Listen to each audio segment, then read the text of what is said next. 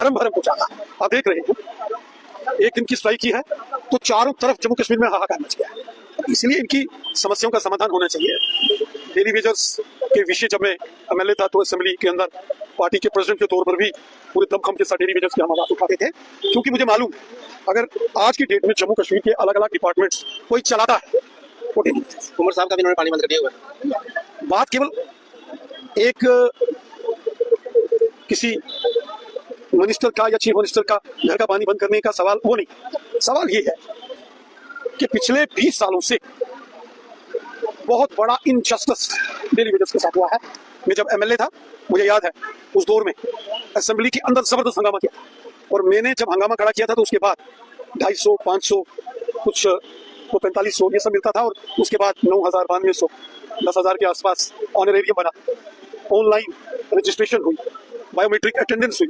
आज biometric attendance और online registration का ये फायदा हुआ कि गवर्नमेंट ने ये माना है कि ये सरकारी मुलाजिम थे, तो सरकारी मुलाजिम के साथ इंसाफ होना चाहिए। मैं तो पहले दिन से कहता हूँ, मैं जब एमएलए था उस वक्त भी मैंने ये नहीं देखा था कि ये गठबंधन की सरकार है। सब जानते हैं, सभी जो हमारे डेली वेजर्स भाई बहन है इस बात को जानते हैं कि असेंबली के अंदर जब हम इन विषयों को लेकर बुलंद आवाज बन के डेली वेजर्स की बात रखते थे तो यही कहते थे कि या तो इन्हें कहो कि आपकी जरूरत नहीं है तो आपका सारा सिस्टम ठप हो जाएगा, गवर्नमेंट नाम की चीज नजर नहीं आएगी।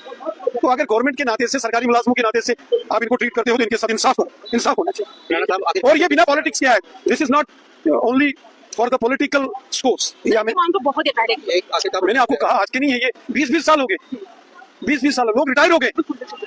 मेरा मानना है कि मेरे ये तो जम्मू कश्मीर सरकार ने जो सरकार में आए उन्होंने अपने मैनिफेस्टो में ये वादा किया था और उसी वादे के ऊपर तो ये जीत किया है।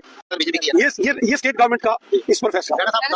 क्या ये 61,000 फैमिली है खाली वोट बैंक के काबिल है? देखिए मैंने शुरू से कहा कि जब मैं असेंबली में एमएलए था तो मैंने एक बार जब वहां जबरदस्त हंगामा हुआ था डेली वेजर्स के मुद्दे को लेकर तो मैंने वहां कहा था अगर आपको लगता है कि डेली वेजर्स जो हमारे भाई बहने काम करते हैं अगर सरकार को लगता है कि इनका लाभ नहीं है तो इनको सीधा साफ साफ बोल दो। वो तो कह रहे हैं ना कि हमारा पावर ही नहीं, हम क्या करें? क्या बात कर रहे कह रहे हैं सर, उनके कहने से नहीं होता है। एलजी साहब ने क्या कहा, एलजी साहब का बात आपने सुनी? एलजी साहब उन्होंने क्या कहा, उन्होंने चुनी हुई सरकार को कहा कि बहानेबाजी बंद करो, काम करो। और जब इलेक्शन लड़े थे तभी यूटी थी, ऐसा नहीं है कि इलेक्शन के रिजल्ट के बाद यूटी बनी है। और ये सारी पावर्स जम्मू कश्मीर की सरकार के पास है। और जब हम असेंबली में थे उस वक्त मैंने ये कहा था कि जम्मू कश्मीर की गवर्नमेंट का जो सिस्टम है वो यही डेली वेजर्स हमारे भाई बहन चलाते हैं। एक दिन अगर ये घर बैठ जाएंगे ना तो क्या मिनिस्टर्स, क्या चीफ मिनिस्टर्स, किसी के घर में पानी नहीं आएगा, किसी के घर में बिजली नहीं पहुंचेगी। और आज वो सड़कों पर उतरे हैं ना तो खबर आ रही है कि बड़े बड़े लोगों के घरों में पानी नहीं है। तो इसका मतलब है जम्मू कश्मीर की गवर्नमेंट चलाने में सबसे महत्वपूर्ण योगदान इन भाई बहनों का है।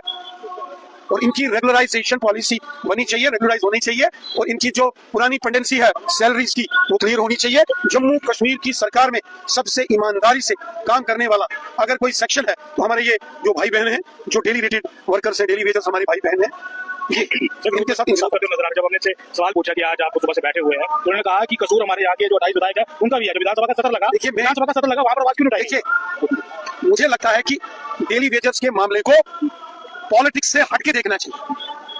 इंसाफ के तराजू पर डेली वेजर्स का मामला देखना चाहिए।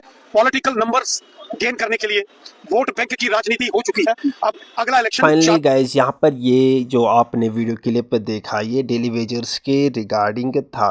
तो यहाँ पर अपनी सरकार से, अपने एलजी साहब से, अपने सीएम साहब से और बाकी अपने प्रधानमंत्री साहब से मैं रिक्वेस्ट करता हूँ कि प्लीज़ हमारी जम्मू एंड कश्मीर के जो हालात है डेली वेजर्स भाई बहनों की, जैसे कि एसपीओ है, आंगनवाड़ी वर्कर्स है, आशा है, आयास है, हेल्पर्स है, पीएचई डिपार्टमेंट के वर्कर्स है, खेल के वर्कर्स हैं और इसी तरह से डेली वेजर्स जो जंगलात में काम कर रहे हैं। तो जितने भी हमारे जम्मू एंड कश्मीर के ये जो डेली वेजर्स भाई बहन हैं इनका ये जो मसला है जैसे कि मिनिमम वेज एक्ट लागू होना और इसी तरह से बेसिक सैलरी को इंक्रीज़ करना, इनको परमानेंट करना, वो हल होना चाहिए। जिस तरह से बाकी यूटीज़ में है, जैसे यूटी दिल्ली, यूटी लद्दाख या बाकी लक्षद्वीप, इसी तरह से बाकी यूटीज़ है जैसे कि यूटी अंडमान निकोबार, बाकी जितने भी हमारे जम्मू एंड कश्मीर के अलावा जितने भी हमारे हिंदुस्तान में ये जो डेली वेजर्स भाई बहनों का मसला है वो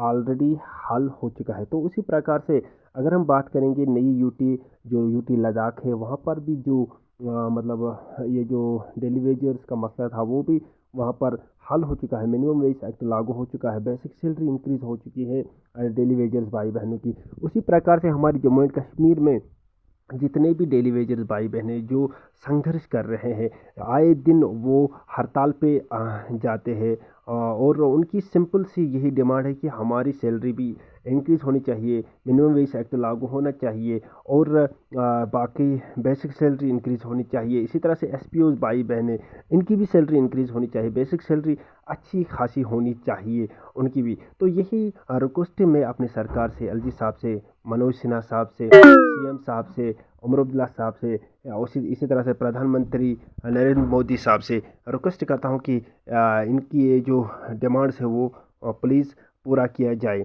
बाकी अगर वीडियो पसंद आया होगा, चैनल पे नए आए हो सब्सक्राइब कर देना, वीडियो को ज़्यादा से ज़्यादा अपने दोस्तों तक शेयर कीजिएगा, ज्वाइन टेलीग्राम चैनल को कीजिएगा, साथ ही साथ फेसबुक पेज को फॉलो कीजिएगा। मिलते हैं नेक्स्ट वीडियो में, तब तक के लिए थैंक यू।